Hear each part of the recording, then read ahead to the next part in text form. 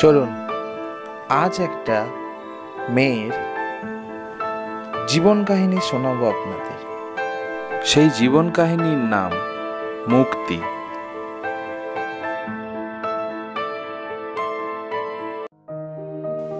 এই হলো পাপিয়া, একজন প্রাণোচ্ছল স্বতঃস্ফূর্ত মেয়ে। সে একজন শিক্ষিত বুদ্ধিমতী মেয়ে।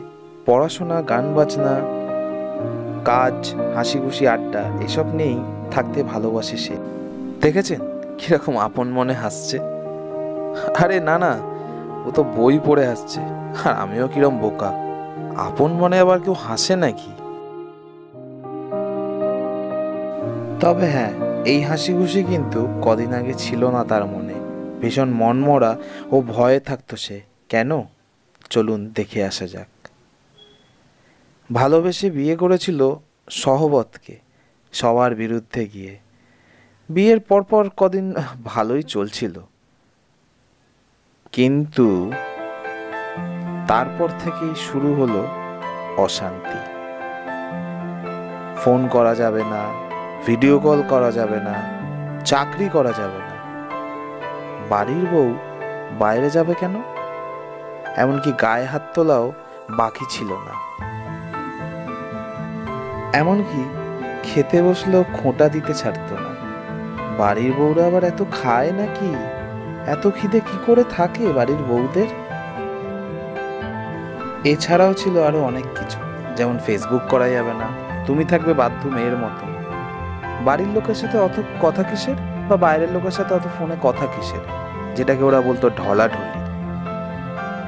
কি দিয়েছে তোমার বাড়ি থেকে? এই বলে পাপিয়াকে রোজ খোঁটা দিত। চাকরিটাও ছেড়ে দিয়েছিল পাপিয়া, তাদের এক কথায়।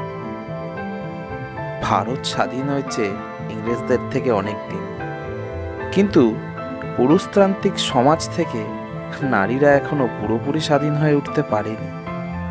এভাবে কি থাকা যায়, ভয়ে মনমরা হয়ে? তাই পাপিয়া বেরিয়ে যাওয়ার ডিসিশন নিল।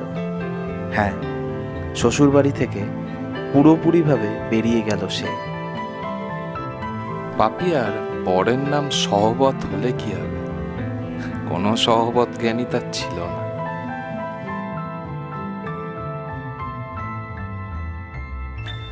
দেখলেন, ঠিক এতটাই দুঃখ কষ্ট ওর জীবনকে গ্রাস করেছিল।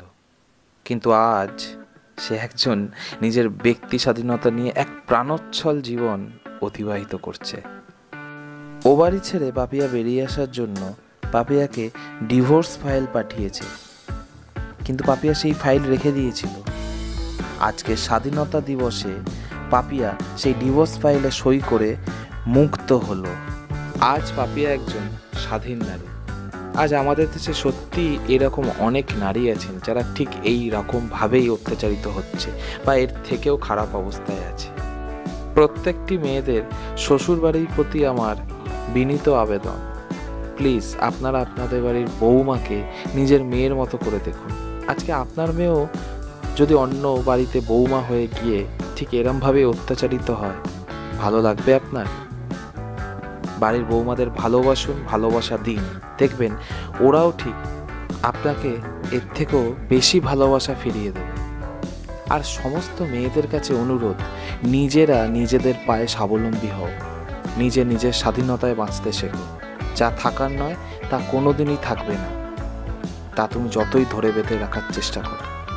আজকের এই স্বাধীনতা দিবসে তা কাগজের নৌকোর পক্ষ থেকে সমস্ত নারীদের প্রতি এই ভিডিওটা ডেডিকেট করলাম।